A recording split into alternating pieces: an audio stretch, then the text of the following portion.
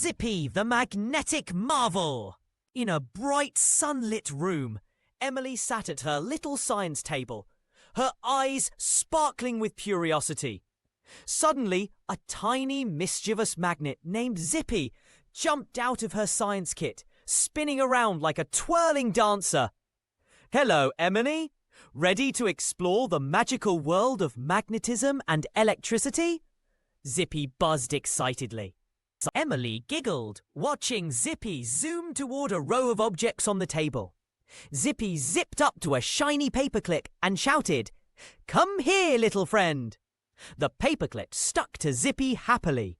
Then Zippy tried the same trick with a wooden pencil, but it just sat there, not moving an inch. Zippy wondered aloud. Some things like me and some don't. Next, Zippy showed Emily how he could push and pull. He explained, "See, magnets have two poles, north and south. If the poles are different, they attract, like me and this paperclip. But if they're the same, they push away." Zippy held two tiny magnets close.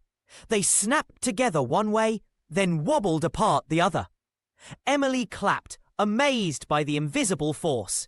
Then Zippy zipped over to a small battery, some wires, and a little light bulb. "Let's make some magic with electricity!" he cheered. Emily connected the wires from the battery to the bulb, but the light didn't glow.